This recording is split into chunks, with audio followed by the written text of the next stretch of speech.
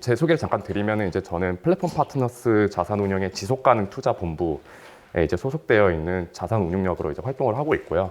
저희는 자발적 탄소 배출권에 투자를 하는 펀드 상품을 지금 기획하고 개발을 하고 있습니다. 그래서 여기 오기 전에는 이제 에코아이와 이제 SK 에코플랜트에서 탄소 배출권 관련 사업을 담당을 했었고요.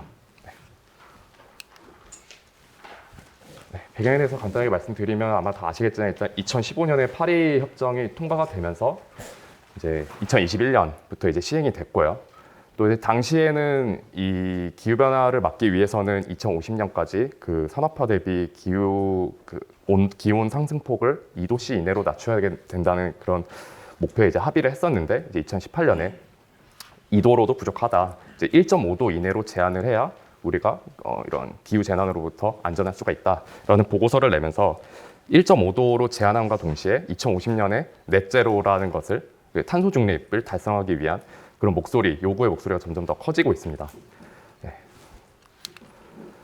그런 가운데 이런 기업들이나 뭐 이런 단체의 탄소 중립 내지는 넷제로를 달성하기 위해서 어떻게 해야 되는가에 대한 이제 질문이 나오면서 이 SBTi라는 곳에서 어떻게 달성을 해야 되는지 관련 프로토콜을 이제 발표를 했고요. 이제 넷제로 스탠다드를 내놓으면서 어떻게 해야 이제 기업들이 넷제로를 달성하고 인정을 받을 수 있는지에 대한 표준을 제시를 하고 있습니다. 그래서 크게 보면은 이제 기업들은 자신들의 온실가스 배출을 이제 최대한 직접 감축하고 이제 도저히 감축할 수 없는 배출에 대해서는 이 대기 중에 탄소를 직접 제거하는 카본 리무버를 통해서 이제 제거함으로써 순 배출량 0으로 만드는 것을 넷제로라고 정의를 하고 있습니다. 그래서 이제 중요한 것은 이제 SBTi에서 미티게이션 하이라키라는 이제 개념을 정립을 했는데요.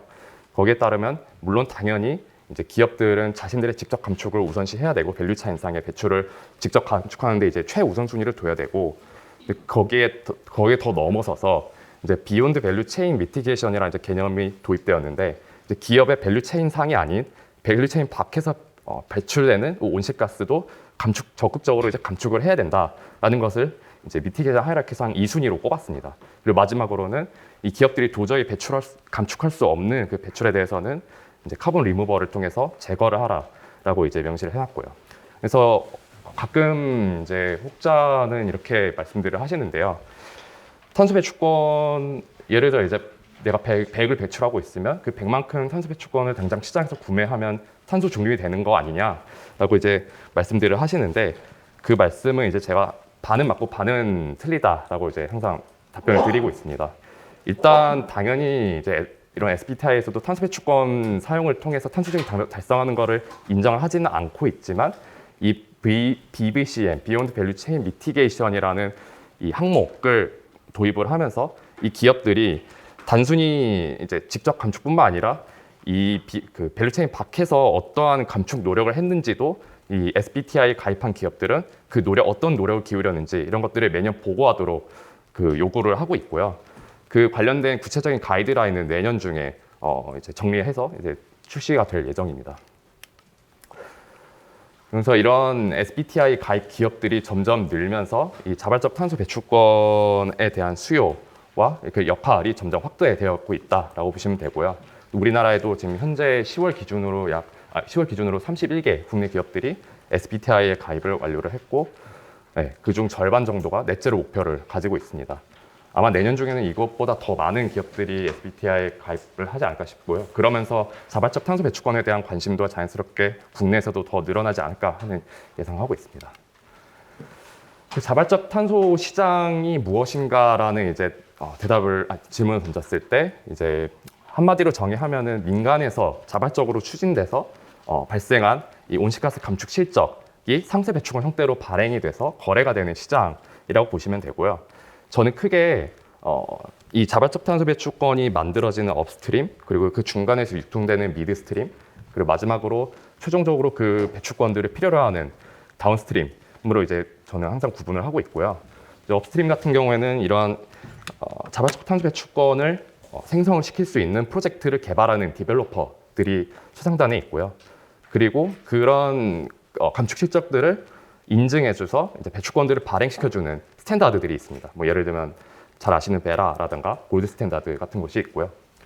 그리고 미드스트림 같은 경우에는 그렇게 생성돼서 이제 발급된 배출권들을 유통시키는 뭐 이제 투자은행이라든지 투자은행과 같은 그런 금융기관 아니면 브로커들, 뭐 리테일러들이 이제 그 배출권들을 적극적으로 유통시킴으로써 이제 세컨더리 마켓이 형성이 되어 있고요. 그리고 또 이제 보통 이 자발적 탄소 배출권은 이제 배출권 거래제와는 다르게 이 중앙에서 정부에서 이제 운영을 하고 있지 않다 보니까 대다수가 OTC 형태로 장외시장에서 이제 거래가 되는 게 일반적이었는데 그런 것들이 갖고 있는 가격의 불투명성이라던가 정보 제한들을 최대한 좀 해소를 하고자 디지털 탄소 배출권 거래소가 최근에도 많이 등장하고 있습니다. 그래서 대표적인 곳으로는 CBL 마켓이 있고 또 이제 최근에는 이제 블록체인 기반으로 운영되고 있는 싱가포르의 에어카본 익스체인지도 무섭게 떠오르고 있습니다. 그러면서 이제 최종적으로는 그런 것들을 통해서 이 탄소 배출권에 대한 수요를 갖고 있는 이런 기업들, 예를 들면 뭐 마이크로소프트라든가, 혹은 최근 우리나라에서는 이제 SK그룹이 적극적으로 배출권을 구매해서 이제 소각을 하고 있는데 그런 것들이 이제 수요를 갖고 이제 배출권을 구매하고 자신들의 명의로 소각함으로써 뭐 이런 ESG 경영이나 그런 지속가능 경영서 보고서 같은 데 내용을 담고 있습니다. 그 외에도 이제 시장과 관련해서 이제 파생되어 나오는 그 여러 가지 사업들이 있고요. 예를 들면 레이팅, 자발적 탄소 배출권의 그런 품질을 평가하는 어떻게 보면 무디스 같은 신용평가사 같은 것들이 이제 등장하고 있습니다. 뭐 영국에도 이제 2군데가 있는데 그런 곳들에서 이제 프로젝트를 계속 정기적으로 검증을 하고 이 프로젝트가 정말 잘 진행되고 있는지, 정말 품질을 보장할 수 있는지 그런 것들을 이제 검토를 한 끝에 트리플 A에서 뭐 A까지 그 사이에 등급을 나눠서 이제 부여를 하고 있고요. 당연히 높은 등급을 받은 배출권일수록 더 높은 가치에 거래가 되고 있습니다. 그리고 관련해서 보험 상품도 나와 있고요. 이미 컨설팅이 예전부터 있었고 또 이제 블록체인과 연계돼서 이런 자발적 탄소 배출권 시장을 이제 키우려는 그런 시도들이 점점 커지고 있는 상황입니다. 그래서 최근 5년간 자발적 탄소 시장의 이제 규모 추이를 봤을 때 이제 공급량, 발행량, 소각량, 거래량 모두 큰 폭으로 증가를 해왔고요. 이제 발행량이 이제 증가를 했다는 것은 자발적 탄소 배출권 프로젝트의 수가 새롭게 개발되는 수가 늘어나고 있고 또 이제 소각량이 늘어나고 있다는 것은 이런 배출권을 필요로 하는 기업들의 수요가 점점 늘고 있다라는 걸 의미하고요.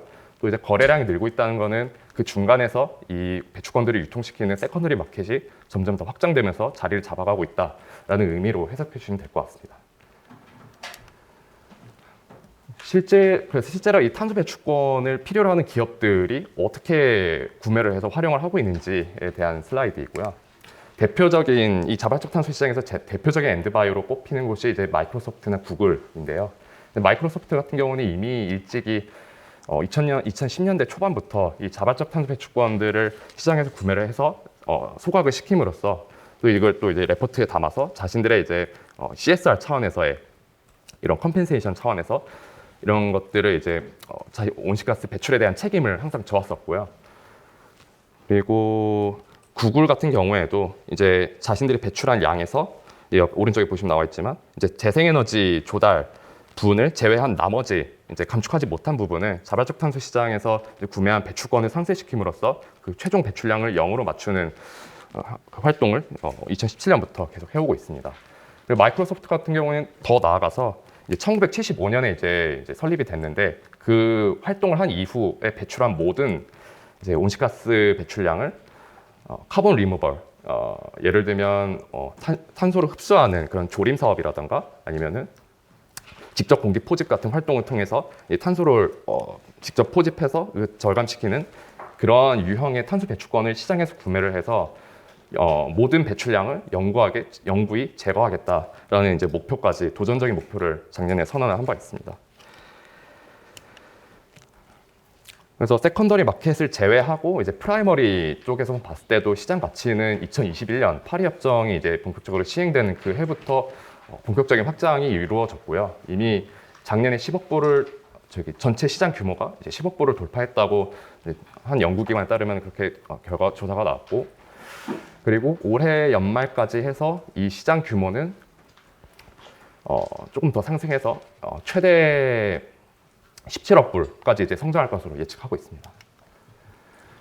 그래서 자발적 탄소 시장의 가장 큰 특징이라고 하면은 이 배출권 프로젝트 종류마다 그 가치가 다르게 매겨지고 또 그 가격이 다르게 매겨진다라는 데 있는데요.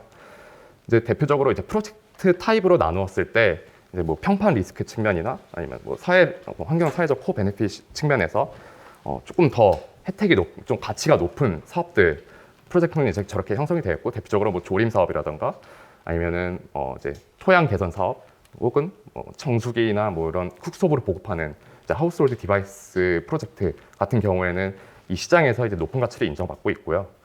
그 가격을 실제로 보면은 이제 상단에 위치해 있는 이제 프로젝트들을 보면은 이제 산림 및 토지 이용, 그리고 쿡스토브나 뭐 농업 뭐 이러한 유형의 사업들이 조금 더 이제 비싸게 거래되고 있다는 것을 확인을 할 수 있습니다.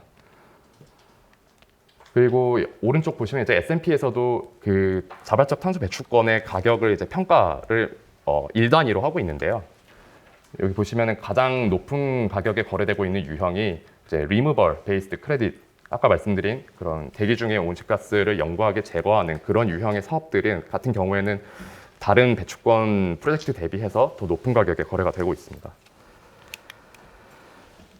결국 이제 무엇이 고품질인가에 대한 이제 질문들이 있으실 텐데요. 이제 이거는 이제 최근 이 자발적 탄소 시장이 부상하면서 이제 우리나라뿐만 아니라 해외에서도 제일 큰 논쟁거리였고, 이 고품질에 대한 기준을 잡아가는 그런 활동들이 지금 현재 이루어지고 있는데요. 그래서 현재 대표적인 기관이 이제 ICVCM이라고 해서 이 글로벌 협의체인데, 이제 이곳에서 코어 카본 프린시플이라는 이 고품질 탄소 배출권에 대한 기준을 정립해 나가고 있습니다. 그래서 대표적인 그 기준 몇 가지 말씀드리면은, 이제 첫 번째가 이 프로젝트가 이제 탄소 배출권 수익이 있어야만 이제 추진이 될 수 있는가라는 것을 이제 저희가 추가성이 있다라고 이제 표현을 하고 있는데, 예를 들면 이제 재생에너지 프로젝트 같은 경우에는 이미 뭐 우리나라를 제외한 이제 해외 같은 경우에는 단가가 많이 낮아져서 굳이 탄소 배출권 수익이 없어도 수행할 수 있는 그 정도 이제 사업성이 좋아진 그런 프로젝트이기 때문에 저희가 이제 보통 그런 경우에는 이제 추가성이 없다고 표현하고 있고, 실제로 재생에너지 탄소 배출권은 톤당 2불에서 3불 정도 거래가 되고 있는 게 현실입니다.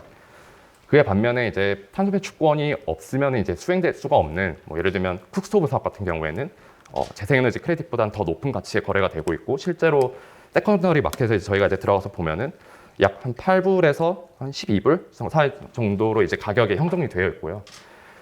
그리고 추가적으로는 또 이제 추가성 외에 이제 온실가스가 이제 감축이 됐으면 그게 영구하게 감축이 된 것인지, 뭐 다시 대기 중으로 누출이 될 가능성은 없는지, 이런 것들이 있고, 또 이 감축 시적, 한 곳에서 인정받은 감축 시적이 다른 곳에서 또 인정을 받아서 더블 카운팅이 되지 않는지, 그리고 또 가장 중요한 게 이러한 프로젝트가 이제 UN Sustainable Development Goal에 얼마나 기여를 하는지, 이제 저희는 이제 코어 베네핏, 공편이라고 표현을 하는데, 그 프로젝트가 공편익을 얼마나 갖고 있는지에 따라서도 또 가치가 다르게 매겨지고 있습니다. 자발적 탄소 배출권 같은 경우에는 이제 금융 상품으로도 이제 연계가 점점 활성화가 되고 있습니다. 이게 대표적인 사례인데, 아까 말씀드린 이제 CBL 마켓이라는 탄소 배출권 거래소에서 표준화된 계약 현물을 만듭니다. 그래서 GO, NGO, CGO 이렇게 표현을 하고 있는데, 근데 그 표준화된 계약 현물에서 요구하는 그 요건에 맞는 프로젝트 그 탄소 배출권 같은 경우에는 이 계약물에 들어올 수가 있고요. 그렇게 한 계약물로 묶이면서 이 가격이 표준화되는 그런 효과를 갖게 되고, 이 가격이 표준화되다 보니까 이 선물 상품으로도 연계할 수 있게 됩니다. 그래서 이미 작년에 CME 그룹에서 이 CBL 마켓에서 이제 보유하고 있는 그 계약 현물을 이제 선물 상품을 연계하는 작업이 이루어졌었고, 지금 현재도 활발하게 거래가 되고 있고요. GO 퓨처스라든지 뭐 NGO 퓨처스라든지. 그렇다 보니까 이 선물 상품이 나오다 보니까 이제 뭐 S&P 다우존스에서도 이 선물 상품의 이 가격을 추종하는 이 상품 지수를 개발을 합니다. 그래서 이 상품 지수를 이제 개발을 했고, 또 그 상품 지수를 추정하는 ETF가 또 올해 초에 또 나왔었습니다. 이런 식으로 이제 금융기관이 이 자발적 탄소 시장에서 이제 이거를 어떻게 이제 에셋 클래스로 활용하고 있는지, 그런 사례들이 점점 늘어나고 있고요. 저희 회사 같은 경우에도 이런 자발적 탄소 배출권을 기초 자산으로 하는 그런 펀드 상품들을 이제 기획을 함으로써 좀 우리나라에서도 좀 금융권이 이런 곳에 어떻게 참여해서 또 수익화를 낼 수 있는지, 그런 레퍼런스를 만들어가는 과정이 있습니다. 마지막으로 정리해서 전망을 말씀드리면은 뭐 이건 워낙 유명한 이제 레퍼런스이기 때문에 아마 아시는 분들도 많으실 텐데요.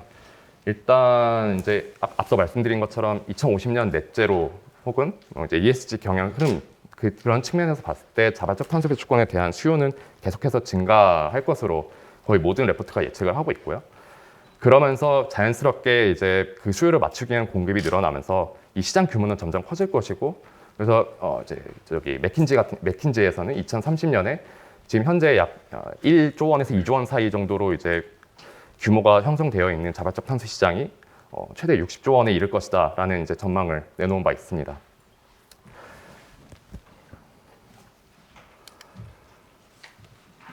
그리고 또 이제 이런 넷제로 달성을 위해서 아까 말씀드린 것처럼 그런 SBTI에서 요구하는 그 비욘드 밸류 체인 미티게이션 그런 요건들을 맞추고, 또 궁극적으로 그 순배출량 0으로 만들기 위한 카본 리무벌에 대한 이제 수요가 생겨나면서 이제 그런 그런 탄소 자산을 이제 확보하려는 경쟁이 점점 이제 전 세계적으로 이제 확대되어 가고 있고요.